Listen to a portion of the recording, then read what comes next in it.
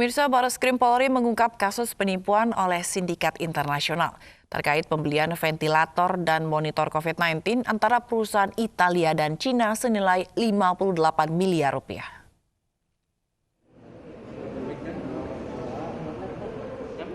Pengungkapan kasus ini berawal dari informasi Interpol Italia tentang adanya dugaan tindak pidana penipuan terkait kontrak jual beli ventilator dan monitor COVID-19 oleh perusahaan asal Italia Altea Italia dan perusahaan asal Cina Shenzhen Minray Biomedical Electronics. Berdasarkan penelusuran, Barreskrim Polri menduga ada tindak pidana yang dilakukan oleh sindikat internasional Nigeria Indonesia dengan modus BEC atau Business Email Compromise perusahaan Altea Italia. Polisi mengamankan uang pada rekening penampungan sejumlah 58 miliar rupiah sebagai barang bukti hasil kejahatan. Selain itu, 2 unit mobil, aset tanah, serta bangunan di Banten dan Sumatera juga disita. Awalnya perusahaan Itali, Altea Italia SPI, yang bergerak di bidang peralatan kesehatan, melakukan kontrak jual beli dengan perusahaan Cina atas nama Shenzhen Minray Biomedical Electronics, di mana proses jual beli terkait dengan peralatan medis yaitu ventilator dan monitor COVID-19. Beberapa kali pembayaran telah dilakukan, kemudian di pertengahan perjalanan ada seseorang yang mengaku GM dari perusahaan Italia tersebut, kemudian menginformasikan bahwa terjadi perubahan rekening terkait dengan masalah pembayaran. Sehingga kemudian atas pesan yang masuk dari email tersebut, kemudian rekening untuk pembayaran ke PT Shenzhen itu kemudian dirubah menggunakan Bank Indonesia. Kemudian selanjutnya terjadi 3 kali transfer ke rekening Bank Indonesia dengan menggunakan Bank Mandiri Syariah dengan total kurang lebih 3.672.146 euro atau setara dengan kurang lebih 58.831 juta. Kesal karena dimintai uang belanja, seorang kakek di Indramayu, Jawa Barat tega membunuh istrinya. Pelaku sempat meninggalkan korban di dalam rumah selama 3 hari sebelum akhirnya mengubur korban di bawah tempat tidur.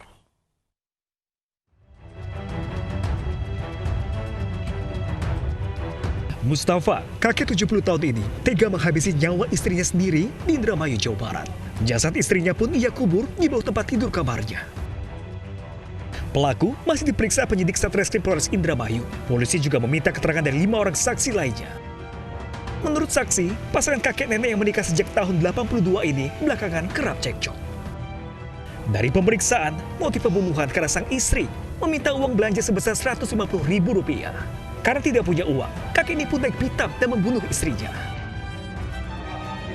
Keterangannya selama 5 menit, kemudian si istri ini tidak bergerak lagi, kemudian ditinggal selama 3 hari, balik ke rumah melihat istrinya sudah dalam bau busuk. Kemudian karena melihat istrinya sudah meninggal dan berbau, si pelaku ini inisiatif untuk menguburkan istrinya sendiri di dalam kamar. Sebelumnya, warga desa Bango 2, Indramayu, Jawa Barat dihebohkan dengan penemu jenazah nenek Juna yang sudah 40 hari dinyatakan hilang. Wanita 65 tahun itu ternyata dikubur di bawah tempat tidurnya. Kasus pembunuhan ini pun terungkap setelah tetangga mencium bau busuk dari dalam rumah korban. Kini, polisi masih terus memeriksa pelaku yang adalah suami korban. Pasalnya, polisi menilai keterangan pelaku kerap berubah. Dari Indramayu, Jawa Barat, Tuh Iskandar, iNews melaporkan. Sesosok jasad pria tanpa identitas ditemukan di pintu air Kalimalang, Pondok Kelapa, Jakarta Timur. Jasad dengan luka lebam di wajah tersebut diduga berusia 30 hingga 40 tahun.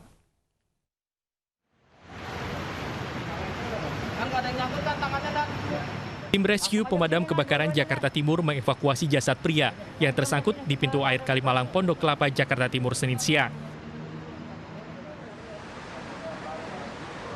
Petugas sempat kesulitan dan membutuhkan waktu lama untuk mengevakuasi jasad korban karena posisi jasad terjebak di filter saluran air.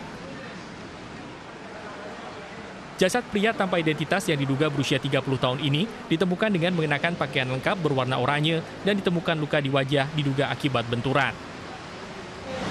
Jenis kelaminnya laki-laki. Diperkirakan sudah meninggal berapa hari? Kalau dilihat dari posisi si mayat sendiri sudah ada lebam kurang lebih sekitar 2-3 hari lah. 2-3 hari. Untuk lebamnya sendiri mungkin karena sifat benturan. Jadi bukan karena ada unsur kekerasan, karena tadi sudah kita cek seluruh tubuh tanpa identitas, tanpa juga ada unsur kekerasan. Jadi lebamnya diakibatkan mungkin benturan. Jasad kemudian dibawa petugas ke Rumah Sakit Cipto Mangunkusumo, Jakarta. Selanjutnya, kasus penemuan jasad ini ditangani Kepolisian Sektor Duren Sawit, Jakarta Timur. Dari Jakarta, Rio Manik, iNews melaporkan.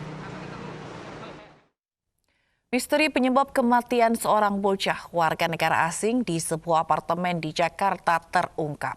Bocah itu meninggal dunia usai dianiaya ibunya yang merupakan warga negara Maroko.